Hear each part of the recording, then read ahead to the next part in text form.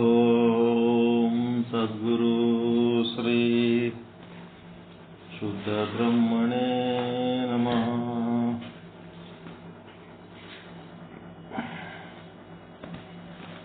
ಸಮಸ್ತ ಶುದ್ಧ ಬ್ರಹ್ಮ ಸ್ವರೂಪರಲ್ಲಿ ಅನಂತ ಅನಂತ ಪ್ರಣಾಮಗಳು.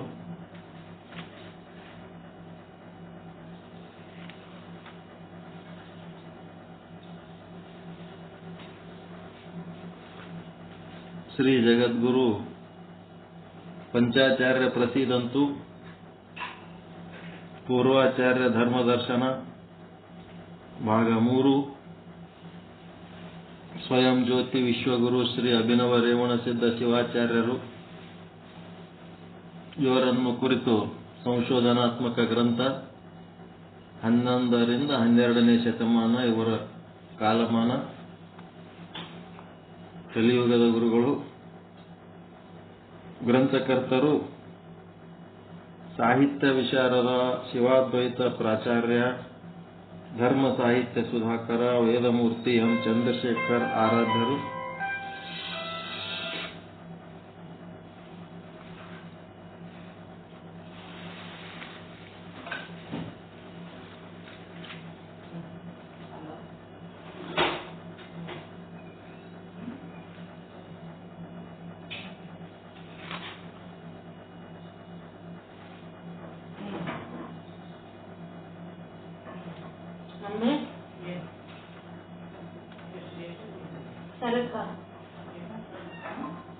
ರುದ್ರಮುನಿ ದೇವರು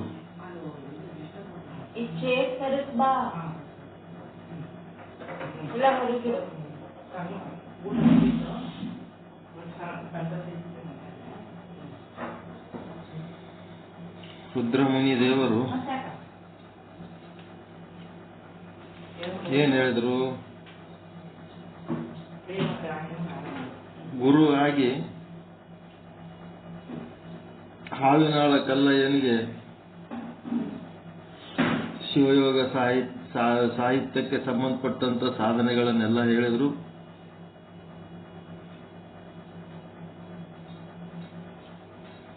ರೇವಣ ಸಿದ್ಧರು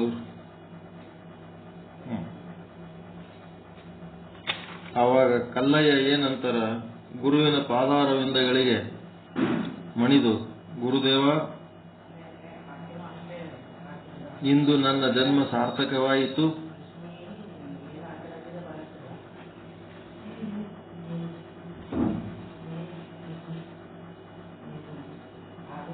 ನಾನು ಲಿಂಗಾಂಗಿ ಆದೆನು. ಎಷ್ಟೋ ಕಾಲದಿಂದ ಈ ಕಲ್ಲಿನಾಥನ ಮುಂದೆ ಕುಳಿತು ಧ್ಯಾನ ಮಾಡಿದುದರ ಫಲ ಈಗ ಲಭಿಸಿತು. ನೋಡ್ರಿ,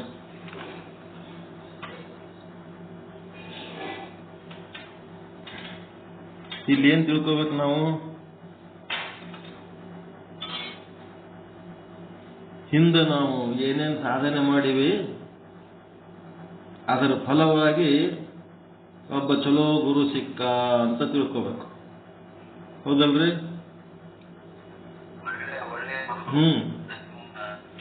ಹಿಂದೆ ನೀವು ಎಷ್ಟು ಗುರುಗಳ ಹತ್ರ ಹೋಗಿರಿ, ಯಾವುದು ವೇಸ್ಟ್ ಅಲ್ಲ. ಎಷ್ಟು ದೇವ್ರ ಹತ್ರ ಹೋಗಿ ನಡ್ಕೊಂಡಿರಿ, ಯಾವುದು ವೇಸ್ಟ್ ಅಲ್ಲ. ಎಷ್ಟು ಧರ್ಮಶಾಸ್ತ್ರಗಳನ್ನ ಓದ್ಕೊಂಡಿರಿ, ಯಾವುದು ವೇಸ್ಟ್ ಅಲ್ಲ. ಎಷ್ಟು ಜನ ಸತ್ಸಂಗದ ಜೊತೆಗೆ ಇದ್ರಿ, ಯಾವುದು ವೇಸ್ಟ್ ಅಲ್ಲ. ಮತ್ತೆ ನೀವೇನ್ ದಾನ ಧರ್ಮ ಪೂಜೆ ಪ್ರಾರ್ಥನೆ ಧ್ಯಾನ ಏನೇನ್ ಸಾಧನೆ ಮಾಡಿರಿ ಅವು ಯಾವ ವೇಸ್ಟ್ ಅಲ್ಲ. ಅವೆಲ್ಲದರ ಪುಣ್ಯ ಸೇರಿಸಿ ಏನಾಯ್ತು, ಒಂದು ಚಲೋ ಗುರು ಸಿಕ್ಕ. ರುದ್ರಮುನಿ ದೇವರಂತ ಗುರು ಸಿಕ್ಕು. ಹಾವಿನಾಳ ಕಲ್ಲಯ್ಯನಿಗೆ ಉಪದೇಶ ಸಿಕ್ತು. ಅದಕ್ಕೆ ಅವನೇನ್ ಹೇಳ್ತಾನ, ಗುರುದೇವ, ಇಂದು ನನ್ನ ಜನ್ಮ ಸಾರ್ಥಕವಾಯಿತು. ನಾನು ಲಿಂಗಾಂಗಿ ಆದೆನು. ಎಷ್ಟೋ ಕಾಲದಿಂದ ಈ ಕಲ್ಲಿನಾಥನ ಮುಂದೆ ಕುಳಿತು ಧ್ಯಾನ ಮಾಡಿದುದರ ಫಲ ಈಗ ಲಭಿಸಿತು. ಅದಕ್ಕೆ ಮೊದಲು ನೀವು ಯಾವಾಗೇ ಅಲ್ಲಿ ಆ ಮಾತಾಡಬಾರ್ದು. ಎಷ್ಟು ವರ್ಷ ಆಯ್ತು ನೋಡಪ್ಪ, ಇವ್ರ ಬಳಿ ನಡ್ಕೊಂಡ್ರೆ ಏನು ಉಪಯೋಗ ಆಗಲಿಲ್ಲ, ಇವ್ರ ಬಳಿ ಬಂದ್ಮೇಲೆ ಚಲೋ ಆಯ್ತು ನೋಡಂತ ಯಾರಿಗೆ ಅನ್ಬಾರ್ದಂಗ. ಹೌದಾ ಇಲ್ಲ?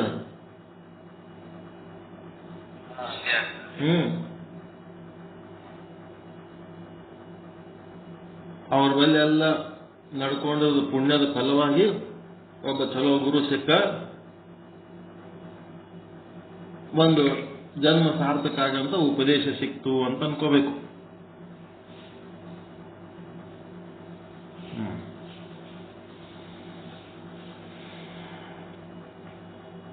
ಗುರುಗಳನ್ನ ಕುರಿತು, ಹೇ ಗುರುವರ್ಯ, ನಾನು ತಮ್ಮ ಕೃಪೆಯಿಂದ ಇಷ್ಟಲಿಂಗ ಪಡೆದು ಕೃತಾರ್ಥನಾದೆನು. ಕೃಪೆ ಮಾಡಿ ಬ್ರಹ್ಮಾಂಡ ಪಿಂಡಾಂಡಗಳ ಸ್ವರೂಪವನ್ನು ನನಗೆ ಬೋಧಿಸಿರೆಂದು ಪ್ರಾರ್ಥಿಸಲು, ಬ್ರಹ್ಮಾಂಡ ಪಿಂಡಾಂಡಗಳ ಸ್ವರೂಪ ಹಿಂದಕ್ಕೆ ಹೋಗಿವೆ. ಮುದ್ದದೇವ ಸೊಗ್ಗಳೆ ಅದು ಆಯ್ತು.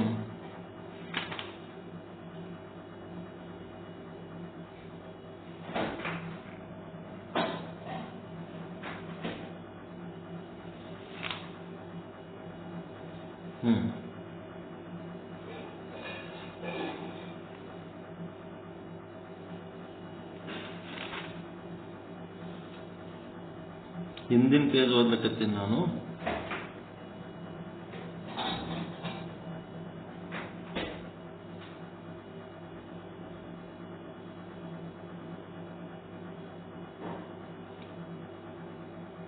ಇಲ್ಲ ಒಂದು ಏನಾರ ಇಟ್ಟಿರ್ತೀನಿ, ಅದು ತೆಗೆದು ಹಾಕಿಬಿಟ್ಟಿರ್ತೀವಿ, ಏನಾಗಿರ್ತದೆ. ಭಾಳ ದಿನ ಬಿಟ್ಟು ಒಮ್ಮೆ ಓದ್ಲಕ್ಕ ಹಿಂಗಾಗ್ತದೆ.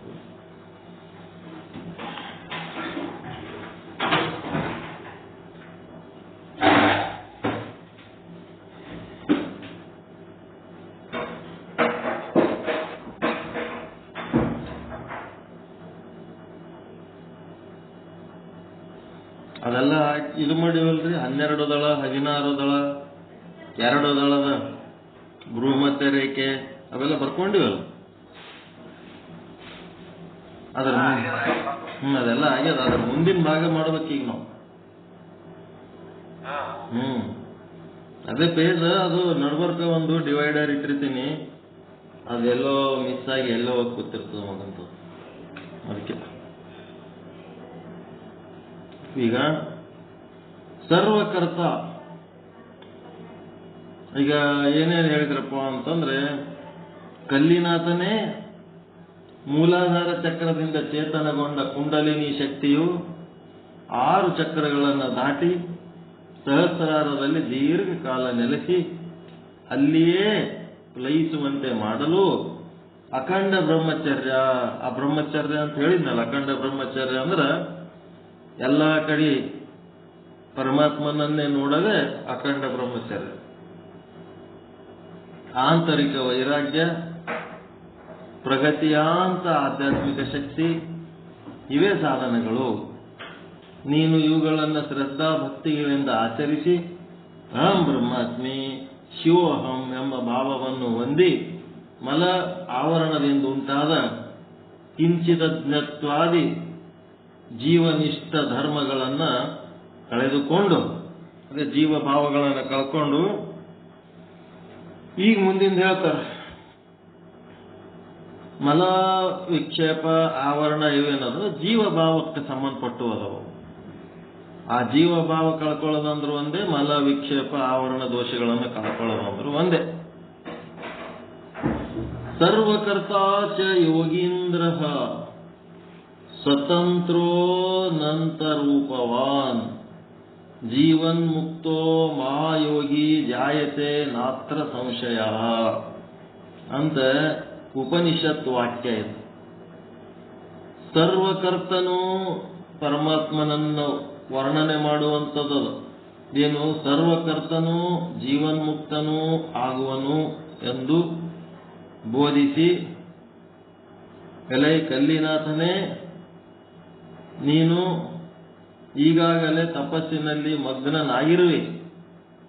ಮೇಲೆ ಬೋಧಿಸಿದ ಯೋಗಶಾಸ್ತ್ರಗಳ ನಿಯಮಗಳನ್ನು ಶ್ರದ್ಧಾಭಕ್ತಿಯಿಂದ ಆಚರಿಸಿ ಶಿವಾನುಗ್ರಹ ಗಣಪದವಿಯನ್ನು ಪಡೆ ಎಂದು ಆಶೀರ್ವದಿಸಿದರು. ನೀ ಆಲ್ರೆಡಿ ಕಲ್ಲಿನಾಥನ ಮುಂದೆ ಕೂತು ಸಾಕಷ್ಟು ತಪಸ್ ಮಾಡಿದಪ್ಪ, ಇನ್ನು ಮುಂದೆ ಶಿವಾನುಗ್ರಹ ಗಣಪದವಿ ಪಡಿ ಅಂತೇಳಿ ಆಶೀರ್ವದಿಸಿದರು.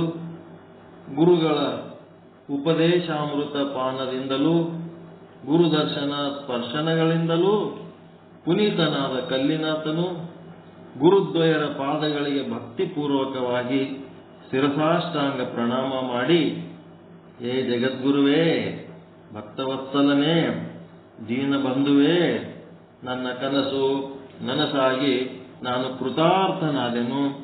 ತಮ್ಮ ಉಪದೇಶಾಮೃತದಿಂದ ನಾನು ಸಂಪೂರ್ಣ ಜ್ಞಾನವನ್ನು ಪಡೆದು ಪುನೀತನಾದೆನೆಂದು ನಾನಾ ವಿಧವಾದ ಸ್ತೋತ್ರ ಮಾಡುತ್ತಿರಲು ರೇವಣಸಿದ್ಧರು ಅಲ್ಲಿ ಸೊನ್ನಲಿಗೆಗೆ ಪ್ರಯಾಣ ಬೆಳೆಸಿದರು. ರೇವಣಸಿದ್ಧರು ಏನ್ ಮಾಡಿದ್ರು, ಸೊಲ್ಲಾಪುರ ಕಡೆ ಹೋದರು. ಇತ್ತ ಕಲ್ಲಿನಾಥನು ಶ್ರೀ ರುದ್ರಮುನಿ ದೇವನು ನೀಡಿದ ಲಿಂಗ ದೀಕ್ಷಾ ಸಂಸ್ಕಾರ ಹಾಗೂ ಮಂತ್ರೋಪದೇಶದಿಂದಲೂ ಜಗದ್ಗುರು ರೇವಣಸಿದ್ಧ ಶಿವಾಚಾರ್ಯರ ಯೋಗ ತತ್ವೋಪದೇಶದಿಂದಲೂ, ಎರಡು ಯೋಗ ತತ್ವದ ಉಪದೇಶ ರೇವಣಸಿದ್ಧರು ಮಾಡ್ಯಾರ, ಇಷ್ಟಲಿಂಗ ದೀಕ್ಷಾ ಕೊಟ್ಟು ಮಂತ್ರೋಪದೇಶ ರುದ್ರಮುನಿ ಮಾಡ್ಯಾರ.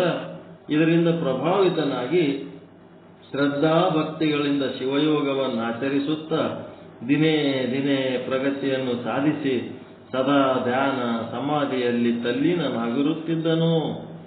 ಹಾವಿನಾಳ ಕಲ್ಲಯ್ಯ ವಚನಗಳೆಲ್ಲ ಬರ್ದಾರ್ರಿ, ಒಬ್ಬರೇ ಅವ್ರ ಹೆಸರು ಹೇಳಂಗಿಲ್ಲ, ಇಂಥವೆಲ್ಲ ಮಾಡ್ಯಾರಂತೇಳಿ. ಅವ್ರದ್ದು ಹೆಸರೇ ಇಲ್ಲ. ಯಾಕಂದ್ರ ಅವ್ರ ಹೆಸರು ತಗೊಂಡ್ರ ಅವ್ರ ದೀಕ್ಷಾ ಗುರುಗಳು ಇವರು ರೇವಣಸಿದ್ಧರು ಇರ್ತಾರಲ್ಲ. ಮತ್ತ ಇವ್ರಿಗೆ ನೆನೆಸ್ಬೇಕಾಗ್ತದ, ಈ ಗುರುವನ್ನ ಯಾರು ಹಿಡ್ಕೊಂಡಾರ ಅವ್ರಿಗೆ ಅವ್ರು ಬಿಟ್ಟು ಬಿಡ್ತಾರ, ಅವ್ರ ಹೆಸರೇ ತಗೊಳಂಗಿಲ್ಲ. ಶ್ರೀ ಜಗದ್ಗುರುಗಳ ಕೃಪಾಶೀರ್ವಾದಗಳ ಪ್ರಭಾವದಿಂದ ಕಲ್ಲಿನಾಥನು ಕೆಲ ಕಾಲದಲ್ಲಿಯೇ ಜೀವನ್ಮುಕ್ತಾವಸ್ಥೆಯನ್ನು ಪಡೆದ. ಜೀವನ್ಮುಕ್ತಾವಸ್ಥೆ ಅಂದ್ರೆ ಏನಾಯ್ತು ಅವನಿಗೆ? ಕಲ್ಲಿನಾಥಗ ಮುಕ್ತಿ ಅಂದ್ರೆ ಏನದು?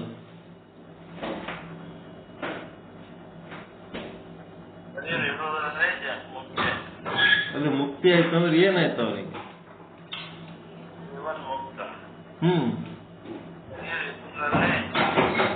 ಜೀವನ್ ಮುಕ್ತ ಆದ ಅಂದ್ರೆ ಏನಾಗಿರ್ತದ?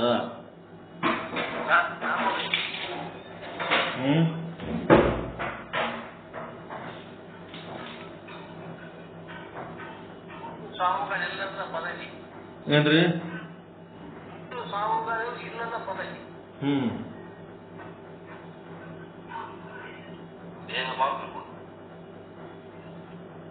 ಪರಮಾನಂದ ಪ್ರಾಪ್ತಿ ಸರ್ವ ದುಃಖ ನಿವೃತ್ತಿ. ವೇದಾಂತ ಸಿದ್ಧಾಂತದ ಪ್ರಕಾರ ಮೋಕ್ಷ ಅಂದ್ರೆ ಪರಮಾನಂದ ಪ್ರಾಪ್ತಿ ಸರ್ವ ದುಃಖ ನಿವೃತ್ತಿ. ಗೊತ್ತಾಯ್ತರ? ವೀರಶೈವ ಸಿದ್ಧಾಂತದ ಪ್ರಕಾರ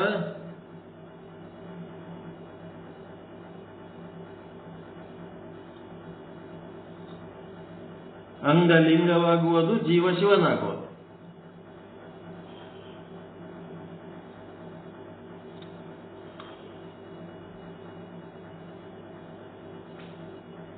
ಮುಕ್ತಿ ಅಂತಂದ್ರ ಅಂಗಲಿಂಗವಾಗುವುದು, ಜೀವ ಶಿವನಾಗುವುದು.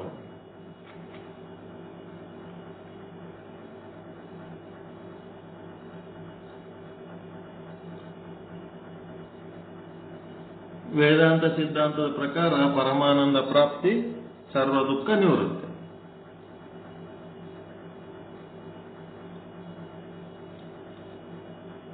ಇದು ಹೇಳಕ್ ಬರ್ಬೇಕು.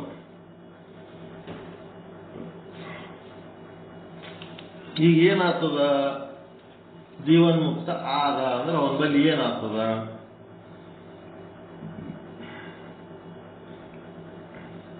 ದುಃಖ ನಿವೃತ್ತಿ ಮಾಡ್ಕೊಂಡ್ರ ಪರಮಾನಂದನೇ ಅದ. ಅಲ್ಲಿ ಪರಮಾನಂದ ಎಲ್ಲಿದ್ದಾರೆ ತರೋದಿಲ್ಲ. ಪರಮಾನಂದ ಎಲ್ಲಿ ಅದ? ಒಳಗೆ ಅದಾವ.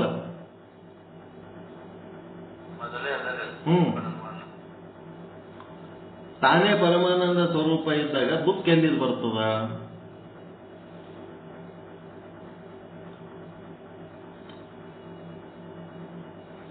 ತನ್ನ ಪರಮಾನಂದದ ಸ್ವರೂಪದ ಮರವೇ.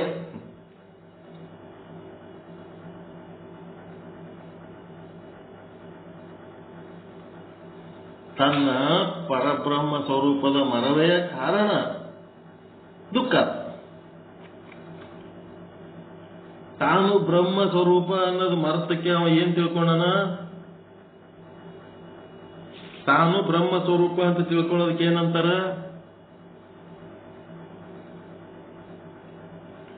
ಜ್ಞಾನ ಅಂತಾರ. ಮತ್ತು ತಾ ಬ್ರಹ್ಮ ಸ್ವರೂಪ ಅನ್ನೋದು ಮರ್ತದ್ರೆ ಏನಾಯ್ತದು?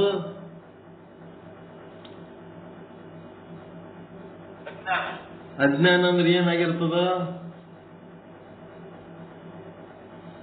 ತಾನು ಜೀವ ಅಂತ ತಿಳ್ಕೊಂಡಿರ್ತಾನ. ಶಿವೋಹಂ ಜಡದೇಹ ಅಭಿಮಾನಿ ಆಗಿರ್ತಾನ.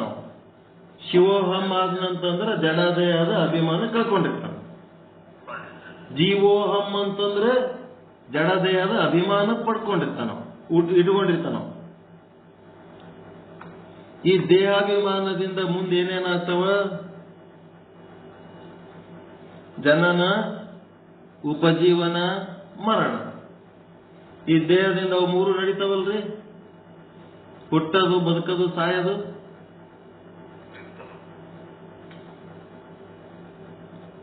ಈಗ ದೇಹನೇ ನಾನು ಅಂತ ತಿಳ್ಕೊಂಡ ಮೇಲೆ ಹುಟ್ಟವ ನಾನು ಅಂತ ತಿಳ್ಕೊತಾನ, ಬದುಕವ ನಾನು ಅಂತ ತಿಳ್ಕೊತಾನ, ಸಾಯವ ನಾನು ಅಂತ ತಿಳ್ಕೊತಾನ. ಕರೆಕ್ಟಾ?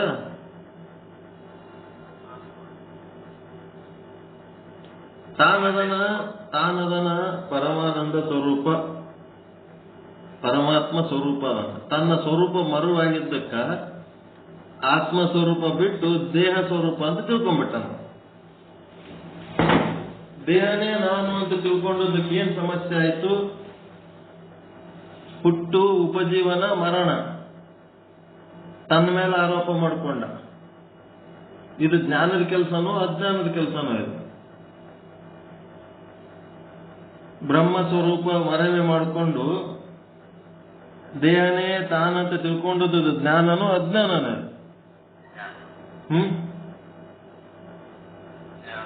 ಏನ್ರಿ? ಹಾ, ನೀವು ಸುಮ್ಮನೆ ಅಂತಂದ್ರೆ ಈಗ ಅಜ್ಞಾನ ಅನ್ನೋದು ತಿಳಿಯಲ್ದು, ಜ್ಞಾನ ಅನ್ನೋದು ತಿಳಿಯಲ್ದು. ಸ್ವಚ್ಛ ಅನ್ಬೇಕೀಗ ಅಜ್ಞಾನ.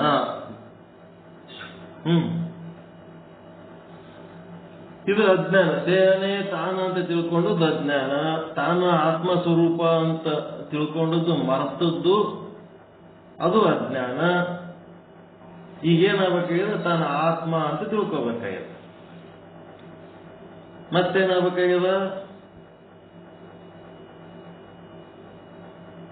ತನ್ನ ಸ್ವರೂಪ ಮರ್ತದ್ದಕ್ಕೆ ಏನೇನಾಯ್ತು?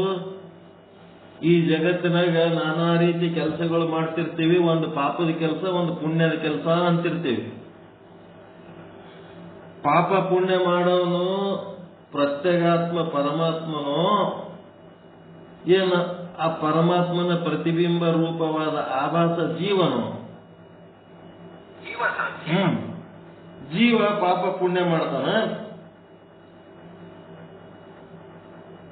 ಜೀವ ಸುಖ ದುಃಖ ಅನುಭವಿಸ್ತಾನ. ಇವ ಏನ್ ತಿಳ್ಕೊತಾನ? ನಾನೇ ಪಾಪ ಪುಣ್ಯ ಮಾಡೀನಿ, ನಾನೇ ಸುಖ ದುಃಖ ಅನುಭವಿಸ್ಲಕತ್ತೀನಿ ಅಂತ ತಿಳ್ಕೊತಾನ.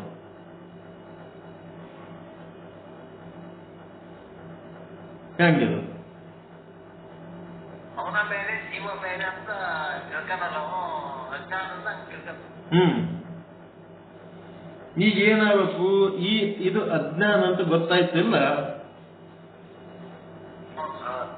ಗೊತ್ತಾದ್ಮೇಲೆ ಅದನ್ನ ತ್ಯಾಗ ಮಾಡ್ಬೇಕಾ ಬೇಡ?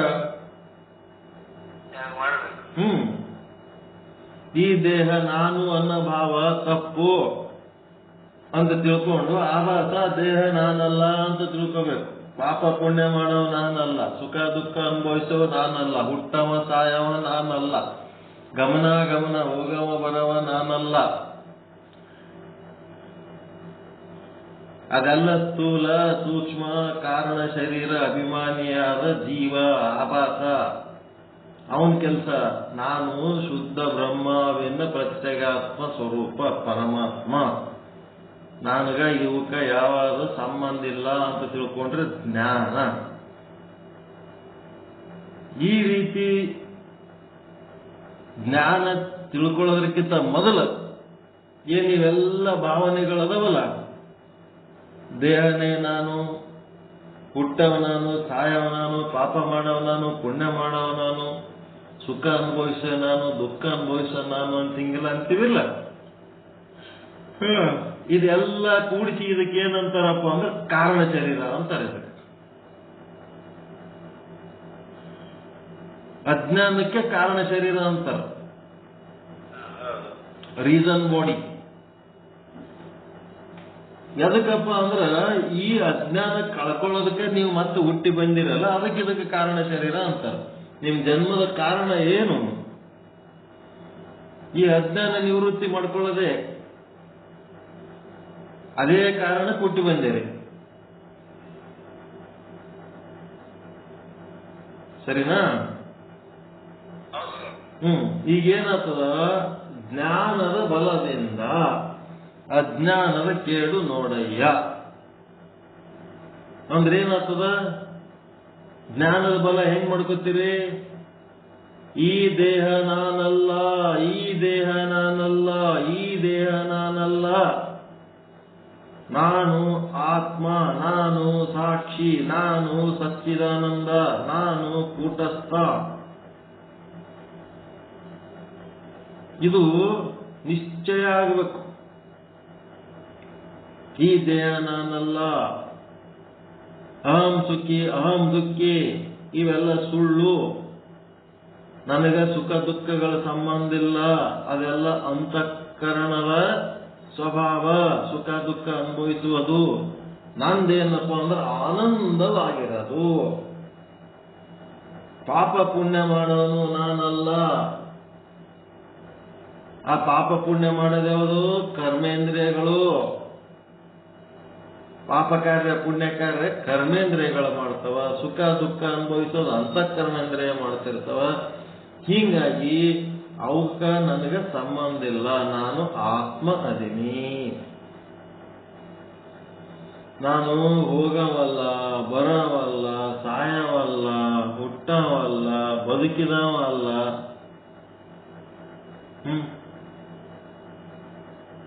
ಹಿಂಗದ ನನ್ನ ಕತಿ ಅಂತೇಳಿ ಗುರು ಯಾವದು ಅಲ್ಲ ಅಲ್ಲ ಅಂತಿರ್ತಾನ ಅದನ್ನ ತ್ಯಾಗ ಮಾಡಬೇಕು. ಅದು ನೀ ಹೌದು ಹೌದು ಅಂತ ಏನ್ ಹೇಳ್ತಿರ್ತಾನ ಅದನ್ನ ಧಾರಣೆ ಮಾಡ್ಕೋಬೇಕು. ಧಾರಣೆ ಮಾಡಿ ನಿಶ್ಚಯ ಆಗುವ ತನಕ ಬಿಡಬಾರ್ದು. ಗುರು ವಾಕ್ಯವನ್ನ ಹಿಂಗೆ ಹಿಡ್ಕೊಂಡಿರ್ಬೇಕು. ಅಲ್ಲೇನಾಯ್ತು, ಈ ಕಾರಣ ಶರೀರದೊಳಗಿದೇನು ಅಜ್ಞಾನ ಅದಲ್ಲ, ಈ ಅಜ್ಞಾನ ಏನಾಗ್ತದ? ನಿಮ್ಮದು ಜ್ಞಾನ ಪ್ರಮಾಣ ಹೆಚ್ಚಾದಂಗ ಅಜ್ಞಾನ ಉಳಿತದೆ ಅಂದ್ರೆ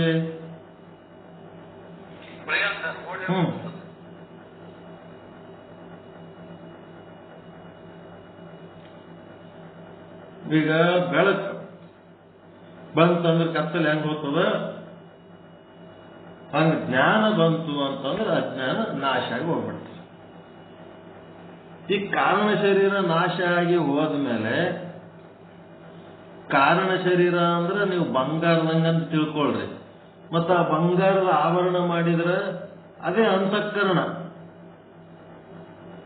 ಬಂಗಾರದ ಆಭರಣ ಇದ್ದಂಗ ಅದು ಕಾರಣ ಶರೀರ ಬಂಗಾರ ಅಂತ ತಿಳ್ಕೊಂಡ್ರಿ ಅಂತಂದ್ರ ಅಂತಃಕರಣ ಅದೇ ಬಂಗಾರದಿಂದ ಮಾಡಿದ ಆಭರಣ ಇದ್ದಂಗ.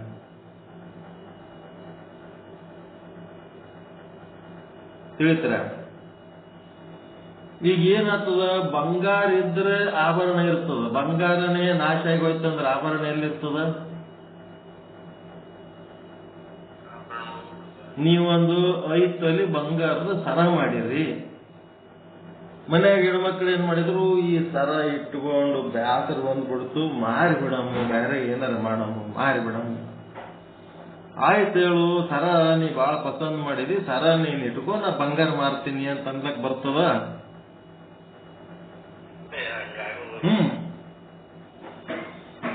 ಆಭರಣ ಅದರ ಜೊತೆಗೆ ಹೋಗ್ಬಿಡ್ತು. ಹಂಗ ಇದೇನದ ಅಜ್ಞಾನ ಅಥವಾ ಕಾರಣ ಶರೀರ ಏನದಲ್ಲ, ಆ ಕಾರಣ ಶರೀರದ ಆಭರಣ ಯಾವುದು? ಅಂತಃಕರಣ. ನಿಮ್ಮ ಜ್ಞಾತೃ ಅಂದ್ರೆ ಆಸಕ್ತಿ, ಮನ, ಬುದ್ಧಿ, ಚಿತ್ತ, ಅಹಂಕಾರ ಈ ಅಂತಃಕರಣ ಏನದ ಇದು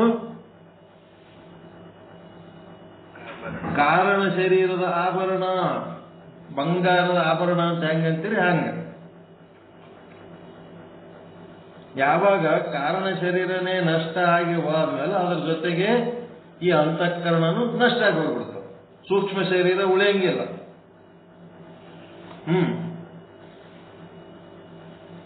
ಕಾರಣ ಶರೀರದ ಜೊತೆಗೆ ಸೂಕ್ಷ್ಮ ಶರೀರದ ನಷ್ಟ ಆಯ್ತು. ಸೂಕ್ಷ್ಮ ಶರೀರ ಅಂದ್ರೆ ಏನು? ಕಾರಣ ಶರೀರದ ಆವರಣ. ಕಾರಣ ಶರೀರ ಅಂದ್ರೆ ಏನು? ಸೂಕ್ಷ್ಮ ಶರೀರದ ಮೂಲ ವಸ್ತು ಬಂಗಾರ.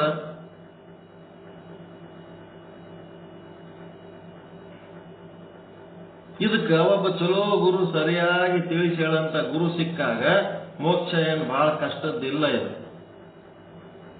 ಚಲೋ ಗುರುಗಳು ಸಿಕ್ಕರು. ರುದ್ರಮುನಿ ಸ್ವಾಮಿಗಳು, ರೇವಣಸಿದ್ಧ ಸ್ವಾಮಿಗಳು ಇಬ್ರು ಸಿಕ್ಕ ಕೂಡ್ಲೇನೆ ಹಾವಿನಾಳ ಕಲ್ಲ ಮೋಕ್ಷ ಆಗ್ಬಿಡ್ತು.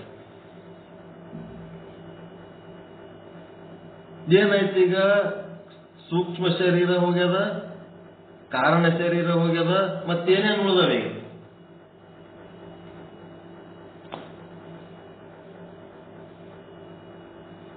ಏನ್ ಉಳಿದವ ಈಗ ನಂಬಲ್ಲಿ?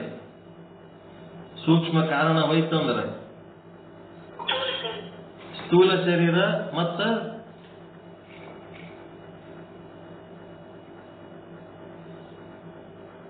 ಸ್ಥೂಲ ಶರೀರ ಒಂದೇ ಉಳಿದ, ಮತ್ತೇನು ಉಳಿದ?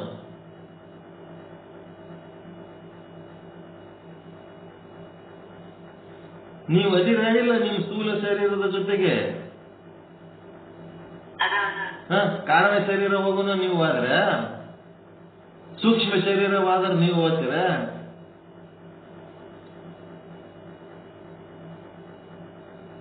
ನಾನು ಮತ್ತು ಸ್ಥೂಲ ಶರೀರ ಎರಡೇ. ಅಹಂ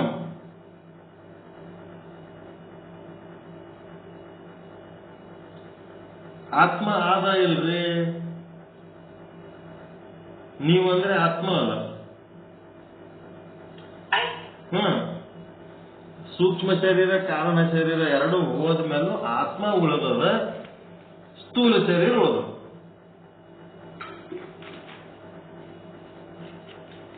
ಬರೀ ಆತ್ಮ ಮತ್ತು ಸ್ಥೂಲ ಶರೀರ ಎರಡೇ ಉಳಿದಂತ ಸ್ಥಿತಿಗೆ ಏನಂತಾರ? ಜೀವನ್ಮುಕ್ತ ಅವಸ್ಥೆ ಅಂತಾರ. ಜೀವಂತದನ, ಮುಕ್ತಾತ್ಮದನ. ಸೂಕ್ಷ್ಮ ಶರೀರ ಕಾರಣ ಶರೀರಗಳನ್ನ ನಷ್ಟ ಮಾಡಿಕೊಂಡು ಕೇವಲ ಆತ್ಮ ಮತ್ತು ಸ್ಥೂಲ ಶರೀರ ಎರಡನ್ನೇ ಯಾರು ಉಳಿಸ್ಕೊಂಡಿರ್ತಾರ ಅವ್ರಿಗೇನಂತಾರಪ್ಪ ಅಂತಂದ್ರೆ ಜೀವನ್ಮುಕ್ತರು. ಜೀವನ್ಮುಕ್ತರು ಅಂತಾರ ಅವ್ರಿಗೆ. ಸುಮ್ಮ ವಿಚಾರ ಮಾಡಿ ನೋಡ್ರಿ, ಸಂತೋಷ ಆಗ್ತದ, ಆನಂದ ಆಗ್ತದ. ಸಾಧನೆ ಮಾಡ್ರಿ ಬಿಡ್ರಿ, ಸುಮ್ಮ ಇದು ವಿಚಾರ ಹೆಂಗ. ಈಗ ಸೂಕ್ಷ್ಮ ಶರೀರನೇ ಇಲ್ಲ ಅಂತಂದ್ಮೇಲೆ ಅವನ ಪರಿಸ್ಥಿತಿ ಏನು? ಆಹಾರ, ನಿದ್ರೆ, ಭಯ, ಮೈಥುನ ಅವನಿಗಿರ್ತಾವ ಇಲ್ಲ?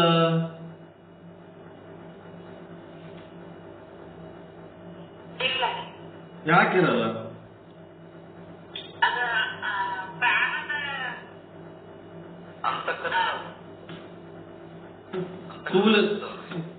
ಸ್ಥೂಲ ಶರೀರ ಅದ ಅಂತಂದ್ಮೇಲೆ ನಾವು ಆಹಾರ ಮಾಡಂಗಿಲ್ಲ, ಊಟ ಮಾಡ್ಬೇಕ ಬೇಡ? ಬೇಕು. ಜೀವನ್ ಮುಕ್ತ ಊಟ ಮಾಡ್ಬೇಕಲ್ಲ.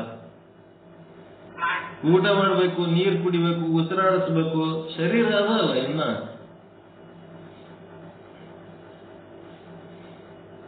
ಅದು ಹೆಂಗದಪ್ಪ ಅಂದ್ರೆ ಜೀವನ್ಮುಕ್ತನ ಶರೀರ ಮತ್ತು ನಮ್ಮ ಶರೀರಗಳಿಗೆ ವ್ಯತ್ಯಾಸ ಏನದ ಅಂತಂದ್ರೆ ಜೀವನ್ಮುಕ್ತ ಬದುಕಿರ್ತಾನ, ಮತ್ತೆ ಅವ ಆಧ್ಯಾತ್ಮ ಸಾಧನೆ ಮಾಡಿ ತನ್ನ ಅನುಭವಗಳು, ಜೀವನ್ಮುಕ್ತ ಅವಸ್ಥೆಯಲ್ಲಿರುವ ಅನುಭವಗಳನ್ನ ಜಗತ್ತಿನ ಜೀವಿಗಳಿಗೆ ಹೇಳ್ತಾನ. ಅದಕ್ಕ ಅವನ್ ಹೆಂಗಿರ್ತದಪ್ಪ ಅಂತಂದ್ರೆ ಕರ್ಪೂರ ಹತ್ತಿರಲ್ಲ ದೇವ್ರ ಮುಂದೆ ಮಂಗಳಾರತಿ ಮಾಡಾಗ, ಕರ್ಪೂರ ಎಲ್ಲ ಸುಟ್ಟೋದ್ಮೇಲೆ ಅಲ್ಲಿ ಕೆಳಗೆ ಏನಾರ ಉಳಿತದೇನು? ಎಲ್ಲ ಖಾಲಿ ಆಗ್ತದೆ. ಕರ್ಪೂರ ಕರ್ ಅಂದ್ರೆ ಮಾಡು, ಪೂರ ಅಂದ್ರೆ ಕಂಪ್ಲೀಟ್ ಮಾಡು ಅಂತ, ಡೂ ಇಟ್ ಕಂಪ್ಲೀಟ್ ಅಂತ. ಅವ ಏನ್ ಮಾಡ್ತಾನ, ಸ್ಥೂಲ ಶರೀರ ಯಾಕೆ ಉಳಿದಿರ್ತದೆ, ಒಂದು ಸೂಕ್ಷ್ಮ ಕಾರಣ ಪ್ರಯತ್ನ ಪಟ್ಟು ನಾಶ ಮಾಡ್ಕೊತಾನ. ಸ್ಥೂಲ ಶರೀರ ನಾಶ ಮಾಡ್ಕೊಳ್ಳೋ ಅವಶ್ಯಕತೆ ಇಲ್ಲ. ಯಾಕಂದ್ರೆ ಅದ್ರ ಆಯುಷ್ಯ ತೀರಿದಾಗ ಅದು ತಾನೇ ಓದ್ತದ, ಅದಕ್ಕೇನ್ ಪ್ರಯತ್ನ ಮಾಡೋದು ಬೇಕಾಗಿಲ್ಲ.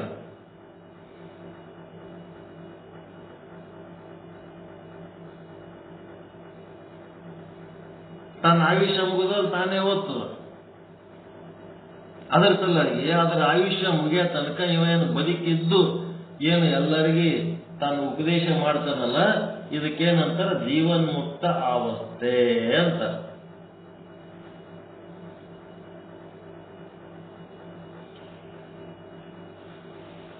ಮುಂದೇನಾಗ್ತದ, ಇವಂದು ಅಂತಃಕರಣನೇ ಇಲ್ಲ, ಬರೇ ಸ್ಥೂಲ ಶರೀರ ಒಂದದ, ಆತ್ಮ ಒಂದೇ ಅದ, ಅಂತಃಕರಣ ಇಲ್ಲ. ಅಂತಃಕರಣ ಎಲ್ಲಿರ್ತದ ಅಲ್ಲಿ ಪಾಪ ಪುಣ್ಯ ಸುಖ ದುಃಖ ಅನುಭವಿಸ್ತಿರ್ತಾರ, ಪಾಪ ಪುಣ್ಯ ಇರ್ತದ. ಇವಂದು ಸ್ವಂತದ ಪಾಸ್ಬುಕ್ಕೇ ಇಲ್ಲ, ಅವನು ಪಾಪ ಪುಣ್ಯದ ಲೆಕ್ಕನೂ ಇಲ್ಲ, ಸುಖ ದುಃಖದ ಲೆಕ್ಕನೂ ಇಲ್ಲ. ಯಾಕಂದ್ರೆ ಅಲ್ಲಿ ಅಂತಃಕರಣನೇ ಇಲ್ಲ. ಮತ್ತೆ ಹೆಂಗಾದ್ರೆ ಅವ ಈಗ ಬದುಕಿ ಅದನ್ನಲ್ಲ ಜೀವನ್ಮುಕ್ತ ಅವಸ್ಥೆಯಲ್ಲಿ, ಆವಾಗ ಮಾಡಿದ ಪಾಪ ಪುಣ್ಯಗಳು ಅವು ಯಾರ ಲೆಕ್ಕಕ್ಕೆ ಹೋಗ್ತಾವ? ಅವನ ಬಲ್ಲಿ ಅಂತೂ ಲೆಕ್ಕ ಇಟ್ಕೊಳ್ಳಕ್ ಕಾಪಿ ಇಲ್ಲ. ಅವನ ಬಲ್ಲಿ ಬರೀ ಆತ್ಮ ಒಂದೇ ಅದ, ಸ್ಥೂಲ ಶರೀರ ಒಂದೇ ಅದ. ಈಗ ಅವ ಮಾಡಿದ ಪುಣ್ಯ ಪಾಪ ಯಾರಿಗೆ ಗೊತ್ತವ?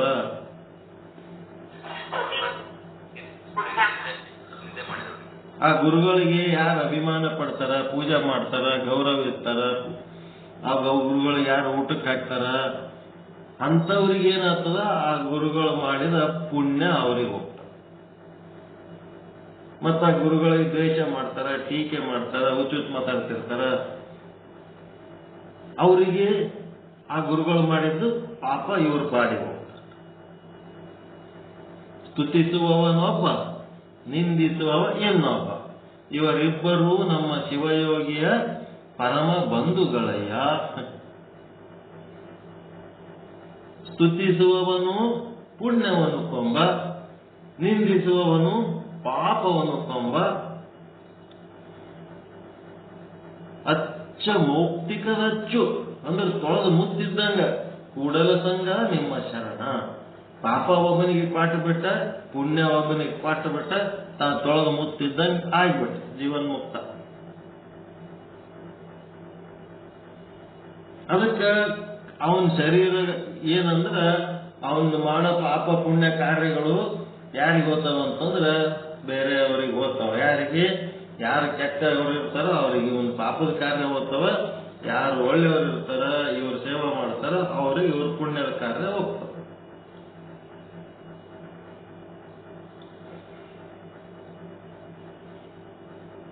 ತಿಳಿಲಕತ್ತದ್ರ?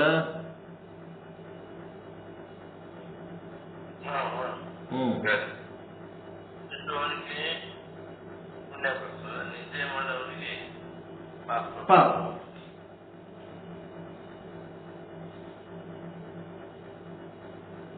ಹೀಗಾಗಿ ಈಗ ನಾವು ಸತ್ತದಕ್ಕ ಜೀವನ್ಮುಕ್ತ ಸತ್ತದಕ್ಕ ವ್ಯತ್ಯಾಸ ಏನದ?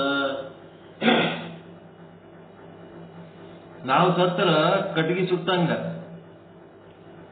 ಕಟ್ಟಿಗೆ ಸುಟ್ರೆ ಇಡ್ಲಿ ಬರ್ತಾವ. ಜೀವನ್ಮುಕ್ತ ಸತ್ರ ಕರ್ಪೂರ ಸುಟ್ಟಂಗ. ಕರ್ಪೂರ ಸುಟ್ರ ಇಡ್ಲಿ ಉಳಿತಾವಲ್ರಿ ಕೆಳಗ? ಏನಿಲ್ಲ, ಖಾಲಿ ಕರ್ಪೂರ ಕಂಪ್ಲೀಟ್ ಮಾಡ್ಕೊಂಡು ಹೋಗ್ಬಿಡ್ತಾನ.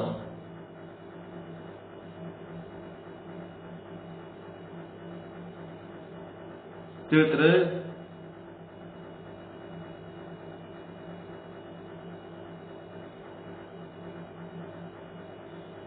ಜೀವನ್ಮುಕ್ತ ಸತ್ರ ಏನೂ ಉಳಿಯಂಗಿಲ್ಲ, ಅವಶೇಷಗಳು.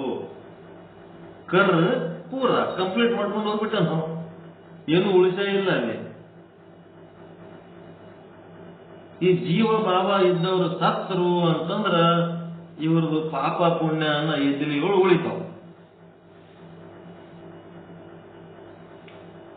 ಅದಕ್ಕೆ ಇಬ್ಬರು ಸಮರ್ಥ ಗುರುಗಳು ಸಿಕ್ಕ ಕಾರಣ ಹಾವಿನಾಳ ಕಲ್ಲಯ್ಯನಿಗೆ ಆದಷ್ಟು ಬೇಗ ಮೋಕ್ಷ ಆಗಿಬಿಡ್ತು.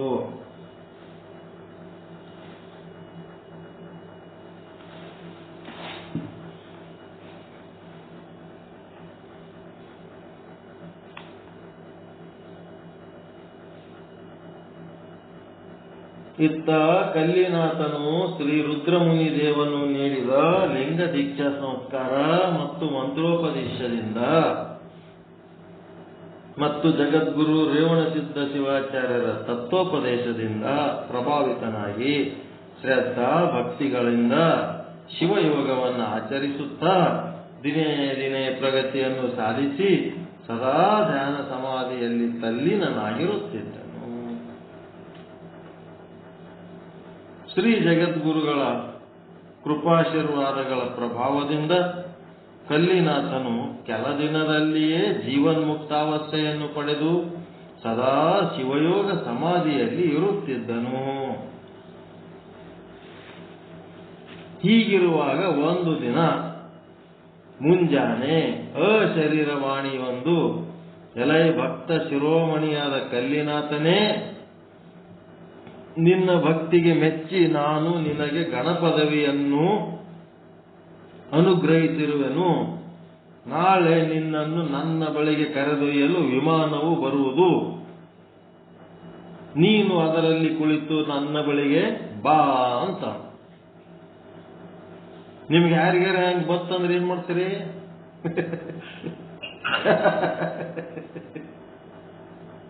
ಎಲೈ ಭಕ್ತ ಶಿರೋಮಣಿಯೇ, ನಿನ್ನ ಭಕ್ತಿಗೆ ಮೆಚ್ಚಿನಿ, ವಿಚಾರ ಸಾಗರ ಅದು ಬಹಳ ತಿಳ್ಕೊಂಡಿನಿ, ನಿನಗೆ ಗಣಪತಿ ಕೊಡ್ತೀನಿ, ನಿನಗೆ ಕರ್ಕೊಂಡು ಹೋಗ್ಲಕ್ಕೆ ವಿಮಾನ ಕಳಿಸ್ಕೊಡ್ಲಕತ್ತೀನಿ, ಕುಂತು ಬಾ.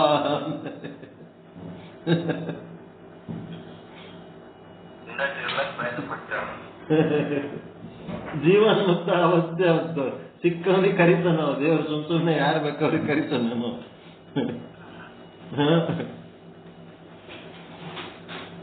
ಅದಕ್ಕೆ ನನ್ನ ಬಳಿಗೆ ಬಾ ಎಂದು ನುಡಿಯಲು ಅತ್ಯಾನಂದ ಹೊಂದಿದ ಕಲ್ಲಿನಾಥನು ರಾತ್ರಿಯೆಲ್ಲ ಶಿವಧ್ಯಾನದಲ್ಲಿ ಮೈಮರೆತಿದ್ದು ಉಷಾ ಕಾಲದಲ್ಲಿ ಎದ್ದು ತನ್ನ ನಿತ್ಯದ ನೇಮದಂತೆ ಲಿಂಗಾರ್ಚನೆ ಮಾಡಿ ವಿಮಾನದ ಬರುವಿಕೆಯನ್ನ ಕಾತರತೆಯಿಂದ ನಿರೀಕ್ಷಿಸುತ್ತಿದ್ದನು. ಶಿವನ ಕೃಪಾ ವಿಶೇಷದಿಂದ ಗಣಪದವಿ ಪಡೆಯಲಿರುವ ಕಲ್ಲಿನಾಥನಿಗೆ ಜಗದ್ಗುರು ಪಂಚಾಚಾರ್ಯರು ಆಕಸ್ಮಿಕವಾಗಿ ದರ್ಶನವಿತ್ತು ತಮ್ಮ ಪರುಷ ಹಸ್ತವನ್ನ ಕಲ್ಲಿನಾಥನನ್ನ ಹರಸಿ, ಎಲೈ ಕಲ್ಲಿನಾಥನೇ, ನಿನ್ನಂತ ತ್ಯಾಗ ಜೀವಿಗಳು ಭಕ್ತ ಶಿರೋಮಣಿಗಳು ಜಗತ್ತಿನಲ್ಲಿ ಅತಿ ವಿರಳರು.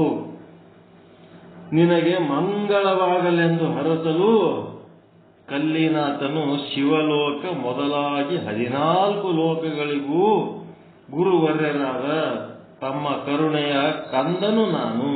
ಗುರುವೇ, ನೀನು 14 ಲೋಕದ ಗುರು ಅದೀಯಪ್ಪ, ನಿಮ್ಮ ಕರುಣೆಯ ಕಂದ ನಾನದೇನೆ. ತಮ್ಮ ಲಿಂಗ ದೀಕ್ಷಾ ಸಂಸ್ಕಾರ, ಮಂತ್ರೋಪದೇಶ ಹಾಗೂ ಶಿವಯೋಗ ರಹಸ್ಯದ ಉಪದೇಶದಿಂದ ನಾನು ವೀರ ಮಹೇಶ್ವರನೆಂದೆನಿಸಿ ಯೋಗ ಸಿದ್ಧಿಯನ್ನು ಪಡೆಯಲು ಸಮರ್ಥನಾದೆನಲ್ಲದೆ ಕೇವಲ ನನ್ನ ಕ್ರಿಯೆಯಿಂದ ಅಲ್ಲ, ನಿಮ್ಮಿಂದಲೇ ನನಗೆ ಗಣಪದವಿ ದೊರೆಯುತ್ತಿರುವುದೆಂದು ಅವನು ಅವರ ಪಾದಾರವಿಂದಗಳಿಗೆ ಮಣಿಯುತ್ತಿದ್ದಂತೆಯೇ ಪಂಚಾಚಾರ್ಯರು ಅದೃಶ್ಯರಾದರು. ಮರುಕ್ಷಣದಲ್ಲಿಯೇ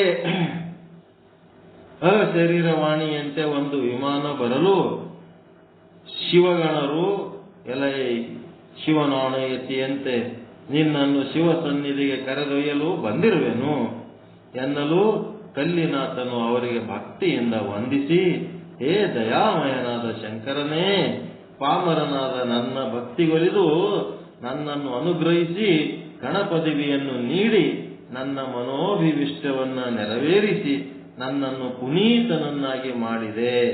ಭಕ್ತ ಪರಾಧೀನನಾದ ನಿನ್ನ ಕೃಪೆಗೆ ಪಾತ್ರನಾದ ನನ್ನ ಭಾಗ್ಯದ ಬಾಗಿಲು ಇಂದು ತೆರೆಯಿತು ಎಂದು ಸ್ತುತಿಸುತ್ತಾ ಶಿವಗಣಗಳೊಡನೆ ವಿಮಾನವನ್ನೇರಿ ಕೈಲಾಸಕ್ಕೆ ತೆರಳಿದನು.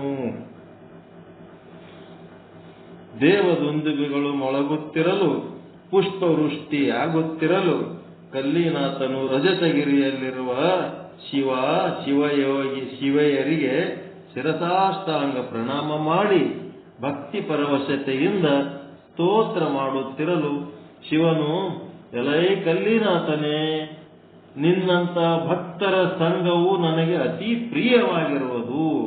ಅದಕ್ಕೆಂದೇ ನಾನು ನಿನಗೆ ಗಣ ಪದವಿಯನ್ನು ಅನುಗ್ರಹಿಸಿರುವೆನು. ನೀನು ಸದಾ ಅದನ್ನು ಏನ್ ಮಾಡಬೇಕು? ಅನುಭವಿಸುತ್ತಾ ಶಿವಾನಂದ ಸಮಾಧಿಯಲ್ಲಿ ನಿರತನಾಗಿ ನಿತ್ಯ ಸುಖವನ್ನು ಅನುಭವಿಸುತ್ತಿರು ಎಂದು ಹರಸಲು ಕಲ್ಲಿನಾಥನು ಶಿವೆಯರಿಗೆ ಭಕ್ತಿಪೂರ್ವಕವಾಗಿ ವಂದಿಸಿ ಗಣಪದವಿಯನ್ನು ಅನುಭವಿಸುತ್ತಾ ಸುಖದಿಂದ ಇದ್ದನು. ನೋಡ್ರಿ ಹೆಂಗ ಕೈಲಾಸದಾಗ ಹೋಗ್ಬಿಟ್ಟ ಗಣಪತಿ ಮಾಡ್ಕೊಂಡು. ಎಷ್ಟಾಯ್ತು ಟೈಮ್? 10-15 ಆಯ್ತು. ಶಿವ ಸಾಹಿತ್ಯ ಪಡ್ಕೊಂಡ ಶಿವನೇ ಆಗಲಿಲ್ಲ ಏನ್ರಿ? ಶಿವ ಸಾಹಿತ್ಯ ಪದವಿ ಸಿಕ್ತವ್ಗೆ. ಶಿವಲೋಕದಲ್ಲಿ ಹೋಗಿ ಶಿವನ ಸಾಮೀಪ್ಯ ಸಾಹಿತ್ಯ. ಆದ್ರೆ ಶಿವನಾಗಿಲ್ಲ. ಶಿವ ಆಗವನು ಒಬ್ಬನೇ ನಿಶ್ಚಲ್ದಾಸನ ಬಳಿ ಬರೋರು ಅಷ್ಟೇ ಶಿವ ಅಂತಾರ. ಉಳಿದವರೆಲ್ಲ ಶಿವಜ್ಞಾನಿ, ಶಿವಭಕ್ತ, ಶಿವಯೋಗಿ. ನಿಶ್ಚಲ್ದಾಸನ ಬಳಿ ಬಂದವರು ಮಾತ್ರ ಕಾಕು ಕರು ಪ್ರಣಾಮ. ಯಾರಿಗೆ ಮಾಡ್ಲಿ ಹೋಗಕ್ಕೆ ನಾನೇ ಎಲ್ಲ ಅದೀನಿ ಅಂತ ಶಿವಜ್ಞಾನಿಗಳಾಗ್ತಾರೆ. ನಿಜಗುಣ ಸಾಹಿತ್ಯ ಓದಿದವರೆಲ್ಲ ಶಿವಜ್ಞಾನಿಗಳು. ಮತ್ತ ಲಿಂಗ ಪೂಜೆ ಮಾಡ್ಕೊಳ್ಳೋರು 3 ಅವರು ಶಿವಯೋಗಿಗಳು. ಯಾವಾಗಲೂ ಇಷ್ಟಲಿಂಗಾರ್ಚನೆ ಮಾಡ್ಕೋತ ಯೋಗ ಮಾಡ್ತಿರ್ತಾರೆ ಅವರೆಲ್ಲ. ಮನಸ್ಸನ್ನ ಆ ಲಿಂಗದಲ್ಲೇ ತಲ್ಲೀನ ಮಾಡ್ತಿರ್ತಾರೆ. ಮತ್ತ ಯಾವಾಗಲೂ ಪೂಜಾ ಪಾಠ ಮಾಡ್ಕೊತಿರೋರೆಲ್ಲ ಶಿವನ ಕರ್ಮಿಗಳವರೆಲ್ಲ, ಕರ್ಮಯೋಗಿಗಳು, ಧ್ಯಾನಯೋಗಿಗಳು, ಜ್ಞಾನಯೋಗಿಗಳು ಎಲ್ಲ ಆಗ್ತಾರ. ಶಿವಸ್ವರೂಪನೇ ಆಗ್ಬೇಕಾದ್ರೆ ಅಲ್ಲೇನೊಂದು ಗಣಪದವಿ ಅಂತ ಕೊಡ್ತಾರಷ್ಟೇ.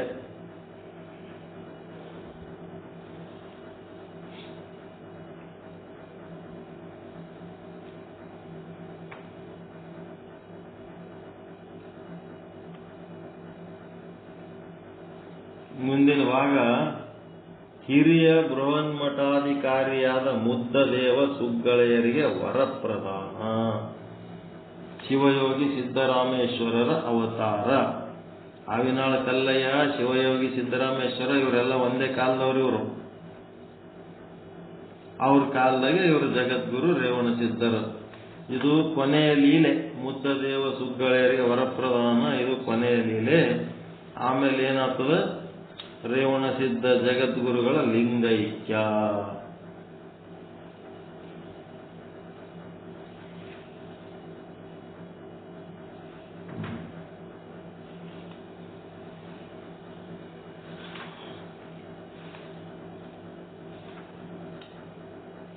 ಓಕೆ,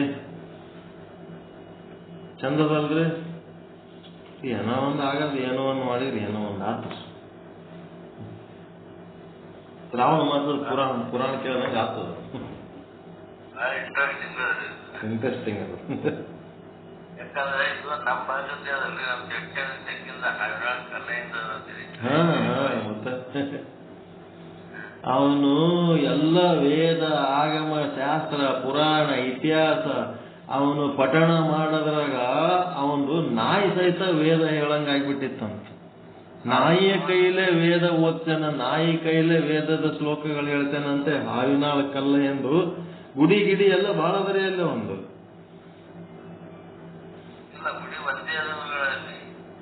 ಆ ಗುಡಿಯಾಗೆ ವೇದ ಓದ್ತೇನಂತಲ್ಲಿ.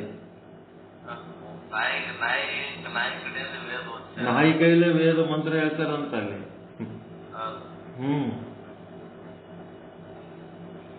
ಯಾವ್ರ ಬರ್ತದಲ್ರಿ ಅದು? ಅಲ್ಲೇ ನಮ್ಮ ಜಂಕ್ಷನಿಂದ ಒಂದು 4 ಕಿಲೋಮೀಟರ್ದಾಗ ಅಂತರದಾಗ ಅಂಶಗಳ ನಮ್ಮ ಊರಲ್ಲಿ ಇದು ನಾವು ಸಣ್ಣ ವಯಸ್ಸಾಗ ಕಲ್ಯಾಣ ಗುಡಿ ಹೋಗಿ ಬಂದೇವ್ರಿ ನಾವ್ ಅಲ್ಲಿ. ಹಾವಿನೊಳ ಕಲ್ಲಯ್ಯ ಹಳ್ಳ ದಂಡಿಗೆ ಅದ ಸಿದ್ದರಾಮೇಶ್ವರನ್ ದೋಸ್ತರು ಅವರೆಲ್ಲ. ಸೊಲ್ಲಾಪುರ ಸಿದ್ದರಾಮೇಶ್ವರ ಅಂತ ಕಾಲದವ್ರು ಅವರೆಲ್ಲ, ಒಂದೇ ಕಾಲದವ್ರು.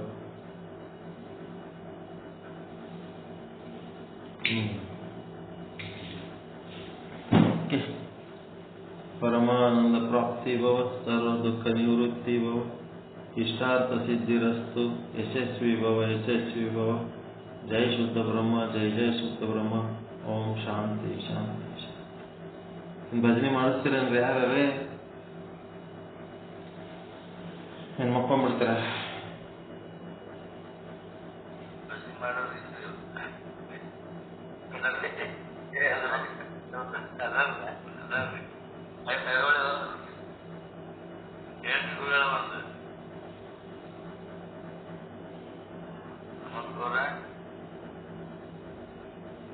ಭಜನೆ ಮಾಡಿಸ್ತೀರ? ಹನುಮಪ್ಪ ಅವರೆಲ್ಲ ಪ್ರಕಾಶ್ ಕಂಬಿ ಅವರು.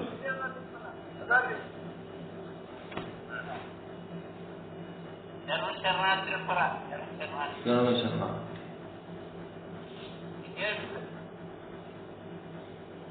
ಭಜನೆ ಮಾಡಿಸ್ರಿ ಮತ್ತೆ ಎಲ್ಲರಿಗೆ.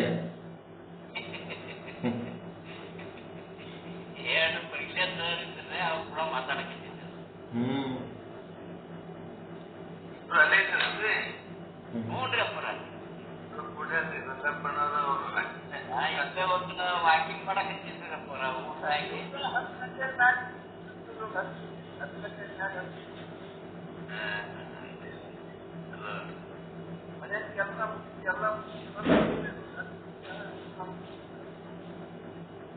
ಹೆಡ್ ಮಾಸ್ಟರ್ ಬಂದಿರಾಗ ನಮ್ದು ಯಾವ ಮಾಸ್ತರ್ ಈಗ ಇಬ್ರು ನೀವು ಜೋಡಾಗ್ಬಿಟ್ರೆ.